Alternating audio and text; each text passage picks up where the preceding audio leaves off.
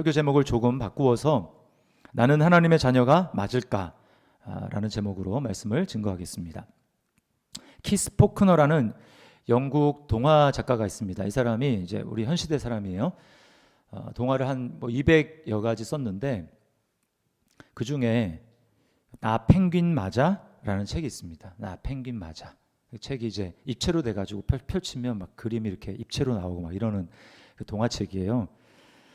제가 이제 설교를 준비하면서 그 책을 좀 봤는데 아기 펭귄이 이제 태어나는데 자기가 진짜 펭귄이 맞는지 자신의 신분, 정체성을 의심을 하기 시작합니다.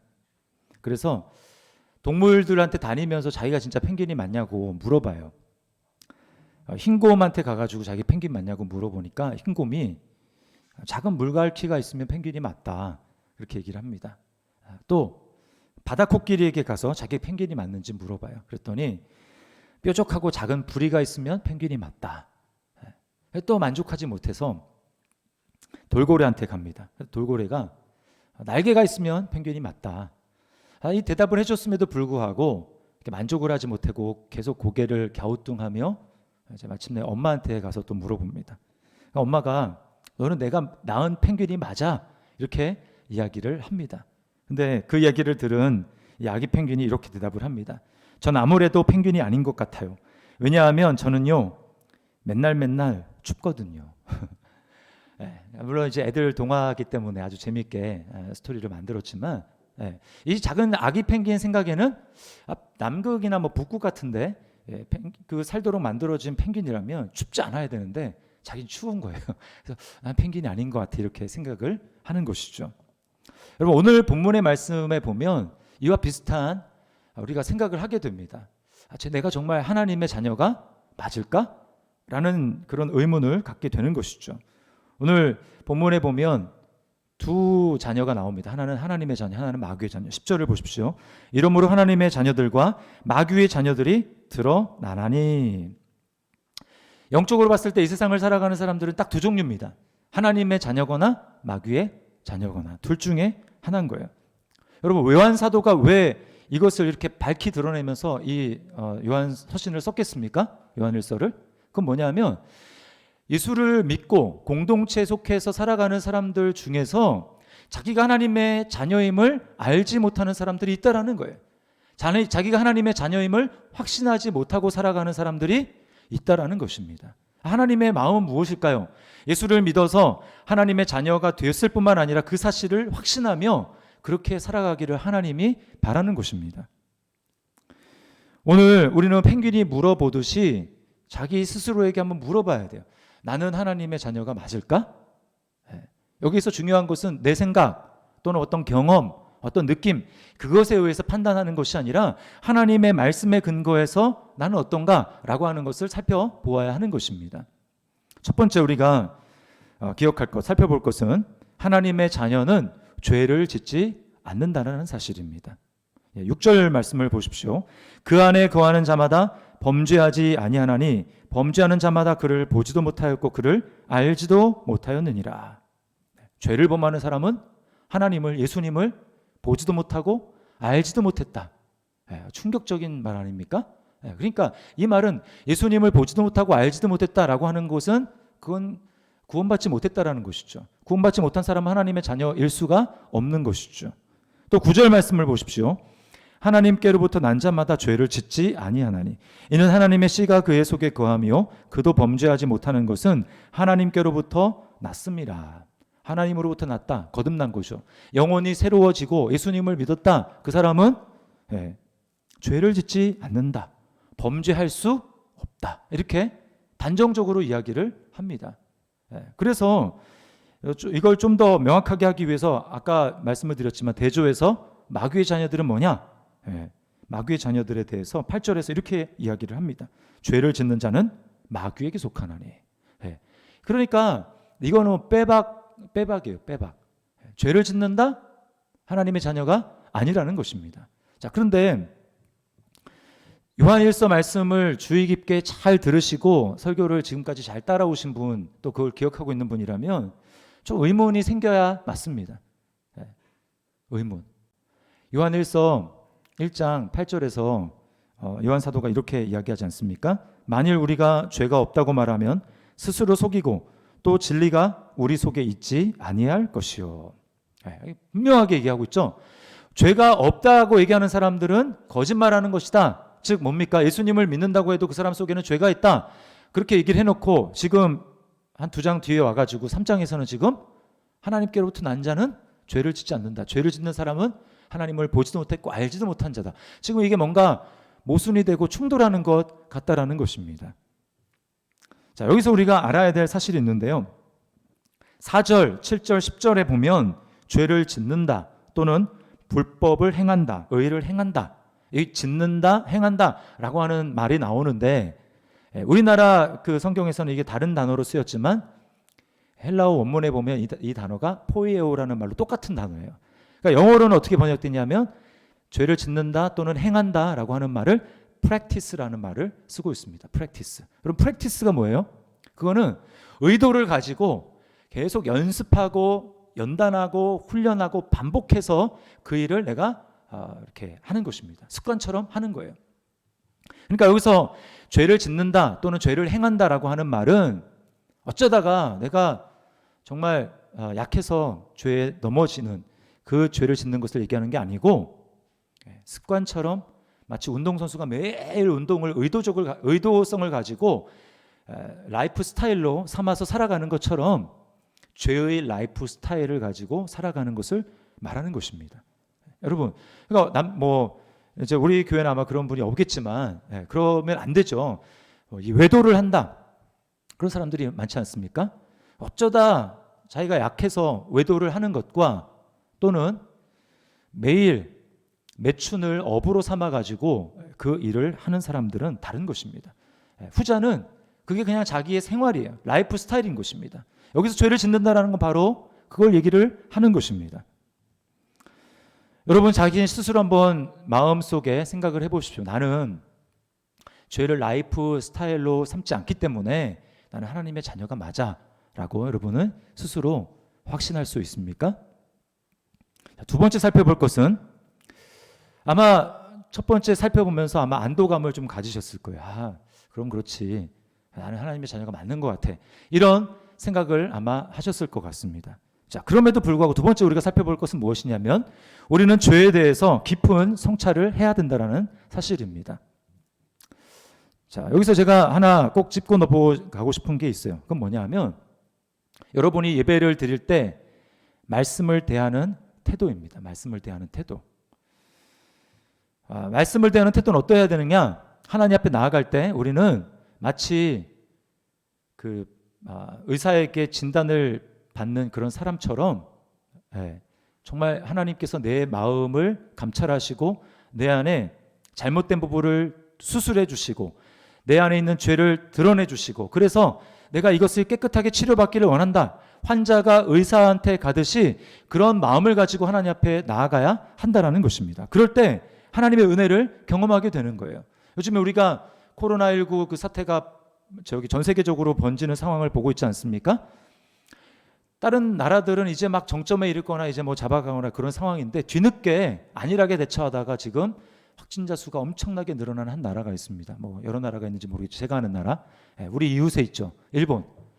그러니까 안일하게 대처한 거야. 우리는 괜찮겠지라고 하다가 지금 굉장한 어려움에 빠진 것입니다. 죄에 대한 태도가 마찬가지라는 거예요. 나는 목사님에 해당하는 말씀에 나는 해당 사항이 없지라고 생각하는 태도로 간다면 여러분 거기서는 하나님의 은혜가 없다라는 것입니다. 은혜는 누구에게 있어요? 자신이 죄인이라는 것을 깨닫고 나에게는 소망이 없습니다. 주님, 오늘도 내가 하나님의 은혜 없이는 살 수 없습니다라고 하는 절박한 마음을 가지고 내 안에 오셔서 나를 밝혀주시고 보여주십시오라고 하는 마음을 가지고 하나님 앞에 나아갈 때 그 사람에게 하나님의 은혜가 임하는 거예요. 성경에 보면 구약의 다윗이 그런 사람이었습니다. 다윗은 시편에 보십시오. 여호와여 내 마음을 감찰하사 나를 아옵소서. 자신의 마음이 어떠한 것을 하나님이 하나님의 눈으로, 내 눈이 아니라 하나님의 눈으로 저를 좀 보아주십시오. 만약에 내 안에 그런 죄가 있다면 하나님 그걸 폭로하시고 드러나게 해주십시오. 하나님 저를 치료해 주십시오. 이런 마음을 가지고 하나님 앞에 나아갔다라는 것입니다. 우리는 교회를 다니고 신앙생활을 하는 동기와 목적을 정확하게 다시 한번 생각할 필요가 있습니다. 신앙생활의 동기와 목적이 잘못 설정이 되어 있으면 아무리 오랜 시간 동안 교회를 나오고 또 믿음 생활을 했다 할지라도 거기서는 변화를 경험하기가 어렵습니다. 특별히 죄를 깊이 성찰하는 것과 관련해서 잘못된 신앙의 동기와 방향은 제가 오늘 좀 말씀드리고 싶은 것은 뭐냐면 평탄한 삶, 문제 없는 삶, 그것을 추구하기 위한 신앙생활, 그것은 성경적인 것이 아니라는 것입니다. 이런 사람들은 하나님을 어떤 하나님으로 알고 있을까요? 내 삶의 문제를 해결해 주는 문제 해결자, 그런 하나님으로 하나님을 섬깁니다. 성경은 왜 볼까요? 내 삶에 문제가 있는데 그 문제를 없애기 위해서 성경은 뭐라고 지혜 있는 말을 하나? 삶을 평탄하기 위한 지혜를 얻기 위해서 성경을 보는 것입니다. 기도는 왜 합니까? 문제 해결을 하기 위해서, 문제를 빨리 제거하기 위해서 하나님 앞에 나아가서 기도를 하는 것이죠. 그런 사람들의 삶의 전제는 무엇입니까? 내 삶에는 문제는 있어서는 안 돼. 내 삶은 평탄해야만 해. 하나님은 내게 그렇게 해 주셔야만 해. 라고 하나님 앞에 그렇게 말하는 것이죠. 미국의 기독교 상담학 교수 중에 레리 크랩이라는 분이 있습니다. 기독교 서점 가면 이분이 쓴 책이 아주 많이 번역이 되어 있어요.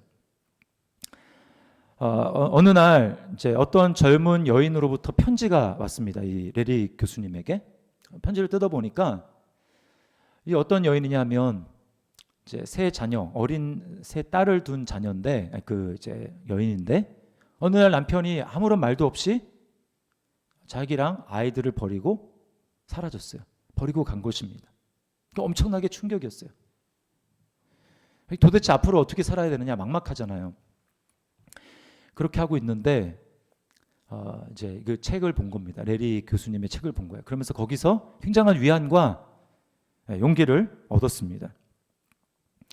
몇 달이 지났는데 이제 레리 그 교수님이 다른 데서 강의를 하고 있었는데 강의가 끝나고 쉬는 시간에 이제 한 여인이 자기한테 이제 오면서 내가 바로 당신에게 얼마 전에 편지를 보냈던 그 여인이라고 그렇게 이야기를 하는 것입니다. 그러면서 지금도 그때 얻은 그 책에서 받은 그 교훈과 충고 때문에 지금 내가 확신하고 있고 하나님을 신뢰하고 있다. 이렇게 이야기를 하는 것입니다. 근데 이제 많은 사람들을 상담을 해봤기 때문에 그 말이 아니라 말의 이면과 말에서 느껴지는 그 뉘앙스의 그 묘미함이 있는데 약간 좀 석연찮은 구석이 있다는 것을 발견하고 그 여인에게 계속 질문을 던집니다.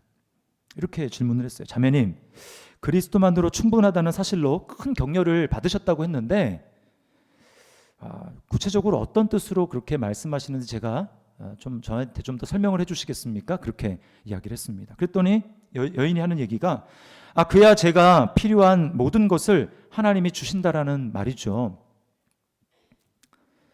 그리고는 이제 레리 교수가 계속해서 묻습니다. 주님께서 자매에게 무엇을 해주시리라고 기대를 하십니까? 그랬더니 주저하지 않고 그것도 모르냐는 듯이 이렇게 이야기를 했습니다. 물론 남편이 돌아오는 것이죠. 나의 어린 세 딸에게 아빠가 필요합니다. 저도 남편이 필요하고요.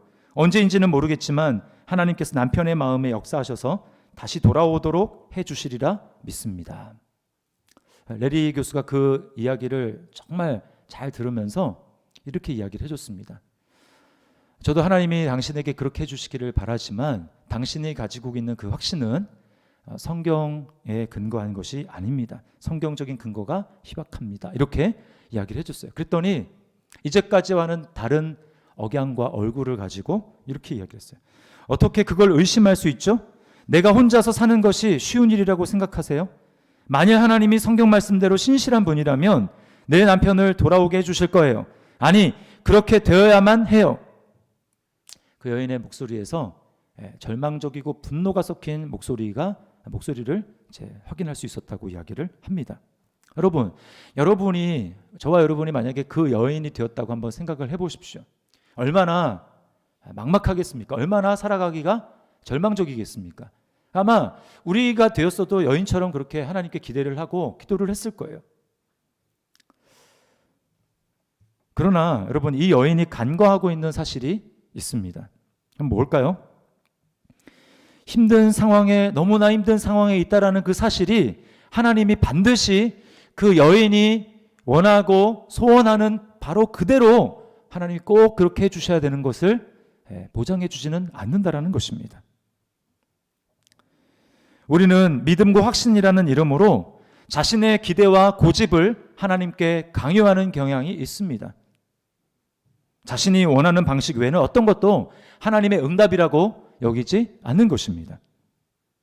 정말 하나님이 나의 앞길을 나보다 더 잘하시고 나를 나보다 더 사랑하시며 하나님이 신실하게 내 삶을 인도하신다는 것을 우리가 정말 고백하고 믿는다면 우리는 어떤 식으로 하나님께 반응할까요?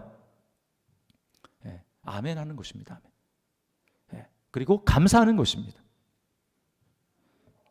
내가 다 이해가 돼서가 아닙니다. 하나님을 신뢰하기 때문에 그렇게 하는 것이죠. 여러분, 이것이 바로 성경이 말하는 진짜 믿음이라는 것입니다. 그런 의미에서 여러분, 기도하며 하나님 앞에 나갈 때 기도는 전제가 바로 내 생각을 내려놓는 것입니다. 내가 이미 이렇게 됐으면 좋겠어 라고 하는 것들을 내려놓고 하나님 이렇게 해주시면 좋겠지만 그러지 않아도 저는 하나님께 기뻐할 수 있고 감사할 수 있습니다 라는 마음으로 하나님 앞에 나가는 것입니다. 욥기를 통해서 주님이 우리에게 가르치시고자 하는 것도 마찬가지예요. 욥의 상황은 이 여인과 우리가 다 알듯이 비교할 수조차 없습니다. 하루아침에 엄청난 재산이 다 날아갔어요. 허리케인과 같은 이 돌풍, 그게 불어가지고 집이 무너져서 10 자녀가 하루아침에 다 죽었습니다. 자신은 병에 걸렸어요. 종기가 났습니다. 그래서 톡이 깨진 그 토기를 가지고 막 긁고 있습니다. 보다 못한 아내가 놀고 있네 하면서 하나님을 욕하고 차라리 죽어버리라고 이렇게 저주를 합니다. 맨 처음에는 욥이 하나님을 찬송했어요. 그리고 두 번째는 찬송까지는 아니지만 입으로 범죄하지 않았다 이렇게 나옵니다. 그런데 친구들이 와서 계속해서 대화를 하는 중에 계속 막 쑤시고 하니까 마음속에 가라앉혔던 그 쓴뿌리들, 상처들이 드러나면서 하나하나 하나님께 원망하기 시작합니다. 하나님, 어떻게 이러실 수 있습니까? 하나님, 숨어 계시지만 마시고 나타나셔서 저와 함께 토론 한번 해보시죠. 맞짱 토론 한번 해보시자고요. 하나님, 나오십시오 라고 하나님 앞에 막 얘기를 합니다. 그러면서 하나님께 막 질문을 던지죠. 하나님 그것을 다 들으십니다. 그리고는 하나님께 마지막에 나타나시죠. 욥에게. 나타나서 욥에게 첫 마디 하나님이 던진 것이 무엇인 줄 아십니까? 무지한 말로 생각을 어둡게 하는 자가 누구냐? 무엇입니까? 욥의 말이 무지하다라는 거예요. 욥은 자기가 다 알고 나 정도의 지식을 가지면 이렇게 하나님께 대해서 말할 수 있고 판단할 수 있지 않아? 라고 하면서 얘기했던 것이 하나님 입장에 봤을 때는 너 무지하구나. 그리고 너가 무지한 생각을 스스로 가지고 있었기 때문에 그 생각이 서로 오락가락하면서 머릿속을 가득 메우고 있어서 너의 총명이 어두워졌구나. 생각이 어두워졌구나 라고 주님이 말씀하시는 것입니다. 그러면서 다음에 이렇게 말씀하세요. 너 지금부터 내가 너한테 묻는, 이제까지 네가 나한테 질문을 던졌는데 내가 이제부터 너한테 묻는 그 질문에 대답을 한번 해봐라. 하나님이 첫 번째 묻는 것. 내가 이 땅에 기초를 세울 때에 너는 어디에 있었지? 대답할 수가 없죠. 그 다음에 하나님이 계속해서 38장부터 41장까지 무려 장장 4장에 걸쳐서 하나님 계속해서 질문을 쏟아내십니다. 그 중에서 하나라도 욥은 답변할 수가 없었어요. 자기는 하나님이 나타나시기만 하면 내가 하나님께 따지고 그래서 하나님과 토론이 될 것이라고 생각을 했습니다. 그러나 막상 하나님이 나타나셔서 얘기를 하시니까 입이 있어도 말을 할 수가 없는 거예요. 거기서 주는 교훈은 무엇입니까? 우리는 모른다라는 것입니다. 나는 안다고 생각하고 그래서 이게 옳고 저게 옳고 하나님이 정말 선하신 분이라면 내 삶 가운데 이렇게 해주시고 이렇게 해주셔야만 하지, 그래야 하나님은 선하신 분이지 판단하고 옳고 그름을 판단했던 내가 하나님은 너 모른다. 모를 정도가 아니라 너는 너무너무 모른다라고 하는 것입니다. 제대로 판단을 하려면 뭘 알아야 하지 않습니까? 우리는 사실은 제대로 아는 게 거의 없음에도 불구하고 우리는 마치 내가 하나님처럼 모든 것을 다 알기 때문에 이 정도는 선악을 분간할 수 있고 이게 옳고 저게 구르다라고 하는 것은 이야기할 수 있다라고 얘기하면서 여러분 사람에 대해서 판단하고 상황에 대해서 판단하는 것입니다. 우리 안에는 아직도 아담과 하와가 먹은 선악을 알게 하는 나무의 열매가, 그 효능이 지금도 우리 안에서 작동하고 있는 거예요.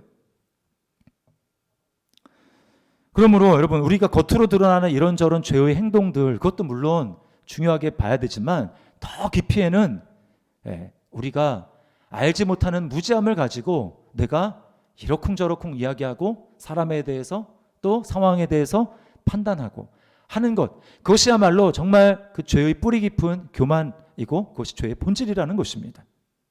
하나님, 내가 원하는 대로 반드시 해주셔야만 합니다 라고 하나님께 강요하는 것이죠. 여러분, 이것은 예수를 믿지 않는 사람이나 믿는 사람이나 우리 마음 가운데 내재하고 있는 뿌리 깊은 이 죄의 속성이라는 것입니다. 여러분, 이것을 우리가 이렇게 가지고 있다면 어떻게 이런 상황에서 우리가 하나님의 자녀라는 것을 확신할 수 있겠습니까?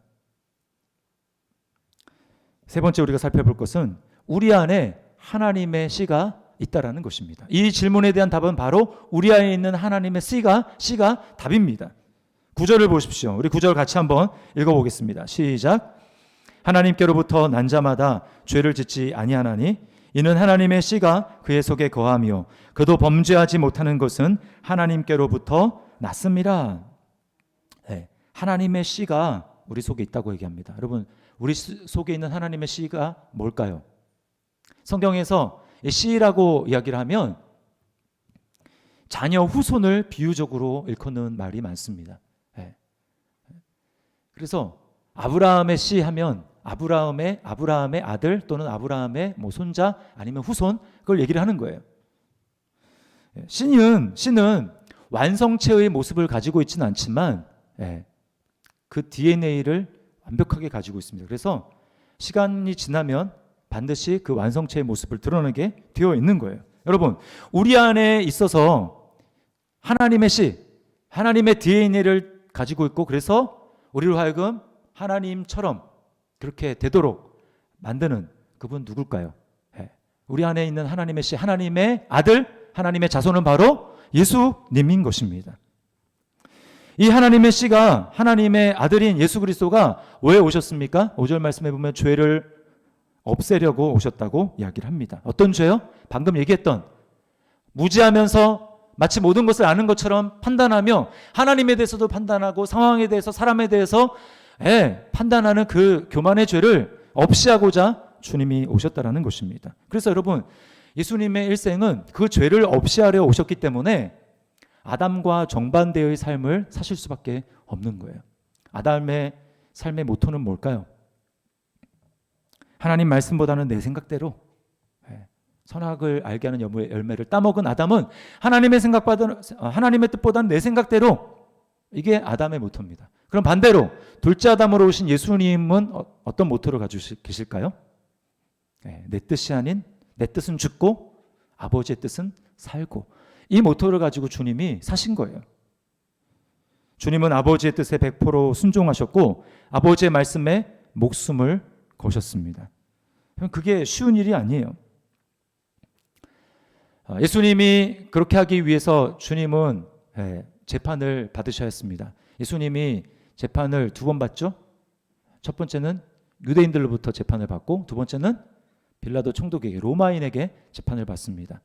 그건 뭘 보여주냐면 유대인이든 이방인인 로마인이든 이 세상을 살아가는 모든 사람들은 다 판단한다, 재판한다라는 거예요. 역설적이지 않습니까? 주님이 지금 재판석에 재판 받으려고 지금 피고석에 서 있어요. 그럼 재판장에 앉아서 주님을 재판하는 사람은 누구입니까? 죄가 득실득실거리는 죄인이죠. 반면에 지금 피고인으로 서 있는 주님은 어떻습니까? 죄가 하나도 없는 완전한 의인이시죠. 재판하려고 하는 사람들은 피조물로 지음받은 사람이고, 지금 재판받겠다고 있는 그분은 죄 있는 우리 인간들을 만드신 창조주라는 얘기입니다. 여러분, 이게 역설적인 걸 보여주는 거예요. 그럼에도 불구하고 자신들은 지금 옳은 일을 하고 있다고 생각하면서 하는 것입니다. 그 사실 자체가, 이런 보여주는 역설적인 사실 자체가 바로 우리가 하나님께 대해서 판단하는 죄를 짓는 것은 그 당시에 그 현장에 있었던 사람들이 예수님을 십자가에 못 박는 그 잘못을 지른 그 재판하는 사람들과 똑같은 모습을 가지고 우리는 하나님께 지금 그렇게 하고 있다는 것입니다. 우리 행위 자체가 예수님을 십자가에 못 박은 죄인의 모습이라는 것을 보여주는 거예요. 그래서 주님이 죽으실 수밖에 없는 것입니다. 주님은 재판을 받으시고 십자가를 지셔야 될 수밖에 없는 거예요. 잘 보십시오. 열매는 우리가 따먹었습니다. 먹는 날에는 너희가 정령 죽으리라. 우리가 죽어야 되죠. 그러나 주님께서는 묵묵히 순종하심으로 이제 우리가 따먹은 그 열매를 아무것도 모르면서 판단하는 그 선악을 알게 하는 나무의 열매를 지금 아버지 하나님께 돌려드리려고 하시는 것입니다. 그래서 끝까지 순종하신 거예요. 그래서 우리가 따먹은 그 열매의 대가로 주님이 대신 십자가에서 죽으시고 정령 죽으리라. 주님이 대신 죽으시고 대신 주님께서 완벽하게 100% 죽기까지 순종하셔서 사실은 그러면 율법은 뭡니까?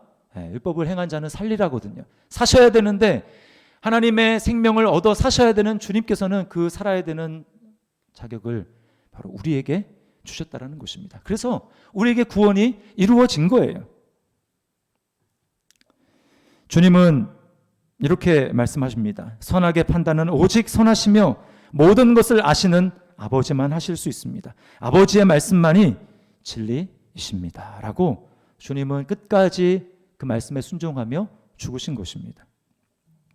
여러분, 그러므로 우리가 예수님을 믿는다, 하나님의 씨인 예수 그리스도가 내 안에 계신다라고 하는 것은 어떤 의미인가요?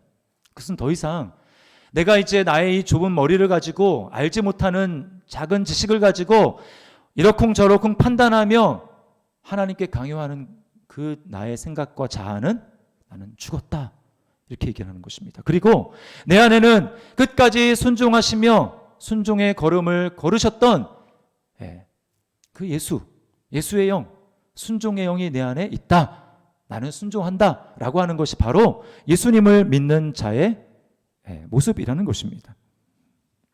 여러분, 우리 안에 하나님의 씨, 예수 그리스도의 씨가 있다면 우리는 더디지만 우리 안에는 반드시 그 열매가 드러나게 되어 있습니다. 더딜 수 있어요. 그러나 뿌리를 점점 뻗치고 그리고 줄기가 자라나고 잎이 무성해지며 거기에 열매가 하나 둘씩 맺히기 시작하는 것입니다. 그래서 여러분, 우리 안에 하나님의 씨가 있다면 절대로 계속해서 죄의 라이프 스타일로 가지고 그렇게 살아갈 수가 없다라는 거예요.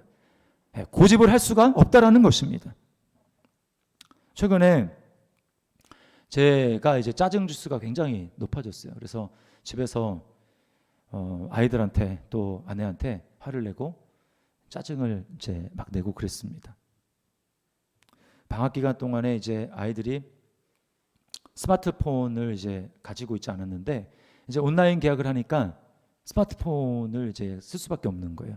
학교에 선생님이 뭐 이렇게 문자를 보내고 하니까 있는데 제가 보면서 이거 학교에 있었으면은 말도 안 되는 그런 일들을 지금 집에서 이제 하는 거예요. 그래서 뭐 일어난 그대로, 어떨 때는 그대로 이제 잠옷 입은 차량 그대로 이제 컴퓨터 앞에 가지고 이렇게 거의 넉나간 사람처럼 뭐 이렇게 해서 하고, 근데 그렇게 하려고 해도 이제 또 온라인에 접속이 안 되기도 하고, 그러면 또 접속이 안 된다는 핑계로 이제 핸드폰하고 딴짓하고 이제 하는 것입니다. 제가 이제 그걸 보면서 열이 받아가지고 막 뭐라고 했어요. 교회에서 예배 드리는 것만 예배인 줄 아냐고. 학생이면 지금 이렇게 수업을 잘 듣는 게 이게 너네가 예배 드리는 것이 삶의 예배로 하는 거라고. 그러면서 이제 막 야단을 쳤어요. 이제 그랬는데 뭐 며칠 이후인가 이제 아이들이 이제 아내와 함께 성경을 보고 이제 예배하는 시간 없을 때 예배하는 시간을 갖는데 그때 이제 때는 이때다 하면서 제 뒷담화를 이제 한 것입니다. 자, 저기 사모가 얘기했어요. 아내가 얘기를 해줬어요. 알았어요. 아빠 말은 다 맞대요. 아빠가 야단치는 거는 맞기는 다 맞고 그래서 수긍할 수밖에 없고 자기들도 잘못했다라는 거 안 돼요. 근데 왠지 아빠가 이렇게 잘못을 지적하면 굉장히 그 비난받는 느낌이 들고 그리고 화가 난다는 것입니다. 자기들 잘못했는데 화가 난대요. 제가 그 이야기를 들은 다음에 곰곰이 생각을 해봤습니다. 기도하면서 제 마음을 이제 성찰을 하는 거죠. 하여튼 왜 그럴까? 요즘에 왜 이렇게 짜증 지수가 올라가고 내가 이렇게 화를 낼까? 직접적인 이유야 딱 그 현장에 있긴 있죠. 근데 제가 그런 직접적인 이유들 말고 더 근원적인 이유가 뭘까 이렇게 생각을 해보니까 그것은 바로 제가 하나님께 대한 원망이더라고요. 하나님께 대한 원망. 지금 요즘에 코로나 상황이 이제 길어지면서 제가 계획하고 생각하는 것들이 지금 다 틀어지는 거죠. 제가 이렇게 됐으면 좋겠다는 그거 안 되고 막 이런 것들이 많아지면서 하나님께 짜증이 나는 거예요. 하나님께. 하나님 지금 뭐 하고 계십니까? 지금 이 상황이면 이렇게 좀 돼야 되는 거 아닙니까? 라고 하면서 하나님 앞에 짜증이 나고 하나님께 원망하고 하나님께 화가 나는 것이죠. 제가 표현을 하지 않았는데 제 마음속에 그 마음이 있더라고요. 그러니까 제가 지금 저의 이 적은 머리로 제가 하나님의 위치에서 하나님을 지금 판단하고 그러고 있는 것입니다.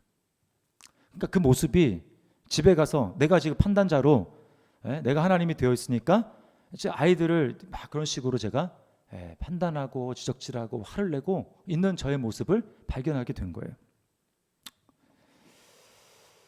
마음이 참 참담하고 위선자처럼 느껴졌어요. 왜냐하면 제가 그렇게 하고 있는 중에서도 설교를 다 이제 뭐 새벽 설교부터 해가지고 하고 또 수요 기도회 인도회도 막 하고 우리가 순종해야 된다 막 얘기를 하면서 결국 제가 그러고 있는 모습은 무엇입니까? 굉장히 자신의 모습을 못 보는 그런 모습인 거죠.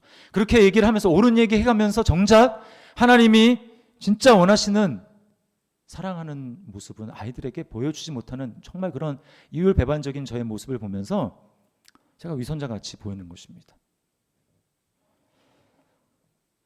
제가 새벽에 이제 기도를 하는데 주님이 은혜를 주셨어요. 회개할 마음을 주셨습니다. 그래서 아이들에게 가서 좀 쪽팔렸지만 제가 사과를 했어요. 사과한다고 또 뭐 화를 안 내냐고 그건 아니에요. 어쨌거나 제가 사과를 했습니다. 여러분 근데 이런 마음은 절대로 저한테서 나오는 마음이 아니에요. 여러분이 보시기에 제가 굉장히 좀 온화해 보이고 하지만 집에서는 또 다른 모습이 있습니다. 그런 제가 자존심이 있고 고집도 센 제가 그러니까 그렇게 사과를 하고 할 수 있는 것은 제 마음에 하나님의 씨가 있기 때문에 그런 거예요. 하나님의 마음을 주시는 하나님의 아들 예수 그리스도가 제 안에 사시기 때문에 제가 그렇게 할 수 있는 것입니다. 여러분, 저뿐만이 아니죠. 저와 여러분의 마음에도 예수님을 믿는다면 하나님의 씨가 여러분에게 있어서 지금 당장은 아닐지라도 그것이 반드시 열매가 맺어지게 된다라는 것입니다. 이것을 여러분 믿으시기를 바랍니다. 여러분 정말 이것을 믿는다면 이제 적용이에요. 우리가 어떻게 살아가야 할까요? 내 생각대로 맞지 않아도 우리 감사해야 됩니다. 우리 안에 정말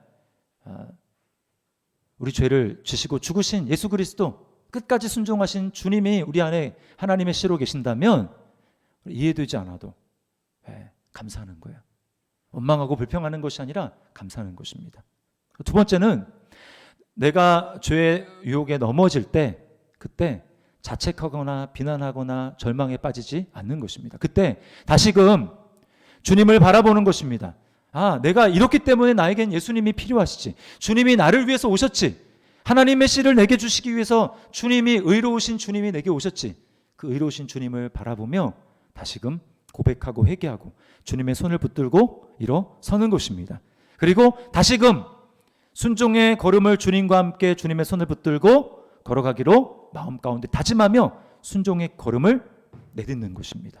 그렇게 살아가는 거예요. 여러분 이렇게 살아가게 될 때 우리는 점점 하나님의 씨가 우리 안에 점점 자라나서 열매를 맺게 되는 것을 볼 것입니다. 우리에게는 죄의 라이프 스타일이 아니라 의의 라이프 스타일이 점점 자연스러워지는 것을 보게 될 것입니다. 그리고 그렇게 살아가게 될 때 우리 마음 가운데 확신하게 돼요. 나는 하나님의 자녀지. 하나님, 저는 하나님의 자녀가 맞죠? 라고 하나님께 말할 때 하나님도 우리에게 그래 너는 내 자녀가 맞다 라고 하나님이 우리에게 말씀하시는 것입니다. 이런 은혜가 삶 가운데 충만하게 넘칠 수 있기를 주님의 이름으로 축원합니다. 우리 말씀을 기억하면서 시간 찬양하겠습니다. 우리 안에 사시는 하나님의 시 예수 그리스도, 우리 그분을 바라보며 고백했으면 좋겠어요. 주의 손에 나의 손을 포개고.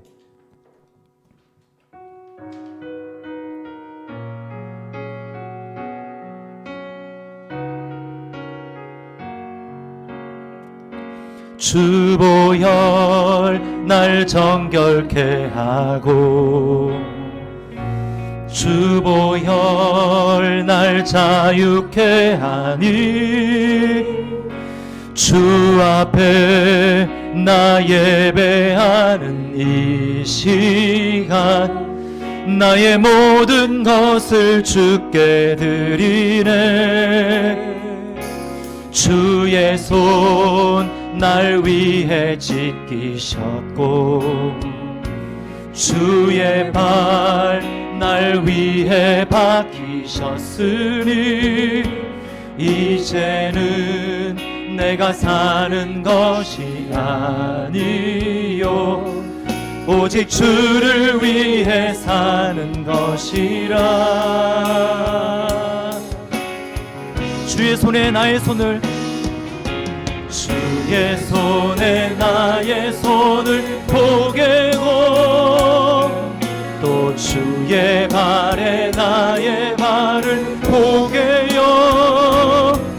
나 주와 함께 죽고 또 주와 함께 살리라.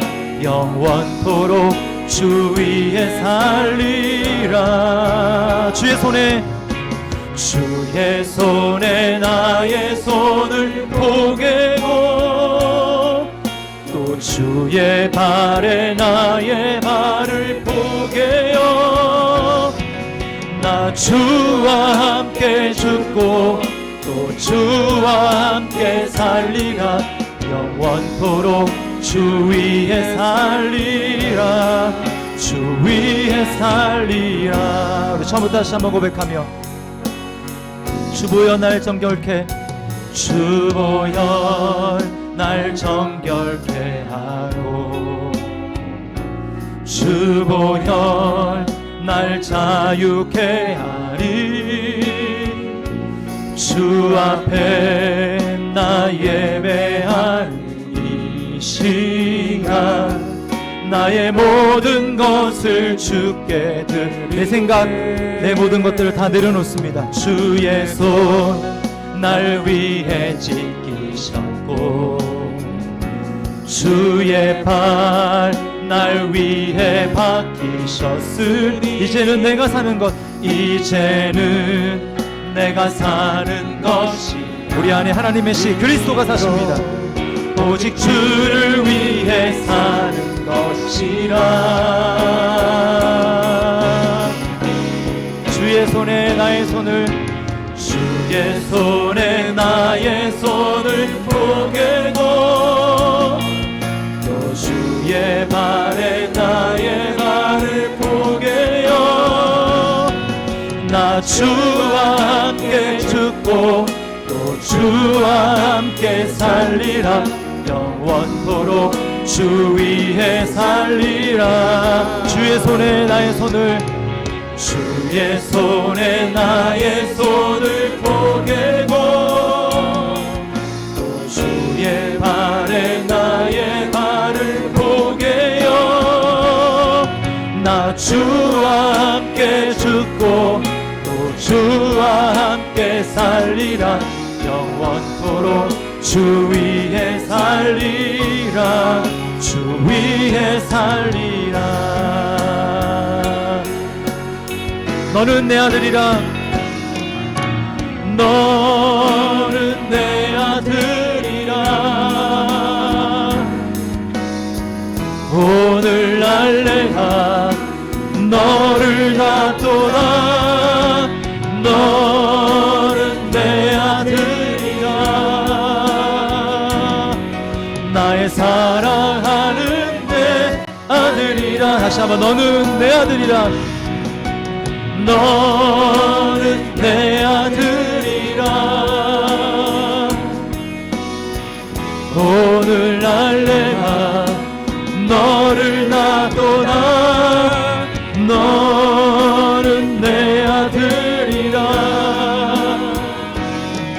나의 사랑하는 내. 우리 처음부터 고백할까요? 힘들고 지쳐, 힘들고 지쳐 난망하고 넘어져 일어날 힘 전혀 없을 때에 조용히 다가와 손 잡아주시며 나에게 말씀하시네. 나에게 실망하며 나에게 실망하며 내 자신 연약해 고통 속에 눈물 흘릴 때에 못자국 난 그 손길, 목자국 난 그 손길 눈물 닦아주시며 나에게 말씀하시네. 주님의 음성 들읍시다. 너는 내 아들이라, 너는 내 아들이라. 오늘날 내가 너를 놔둬라. 너는 내 아들이라. 나의 사랑하는 내 아들. 언제나 변함없이, 언제나 변함없이 우리가 넘어진다 할지라도 너는 내 아들이라. 나의 십자가 고통, 해산의 그 고통으로 내가 너를 다스리. 너는 내 딸이라, 너는 내 딸이라. 오늘날 내가 너를 놔둬. 너는 내 딸이라, 너는 내 딸이라. 나의 사랑하는 내 딸. 너는 내 아들이라, 너는 내 아들이라. 주님이 우리를 피로 낳으셨습니다. 오늘날 내가 너를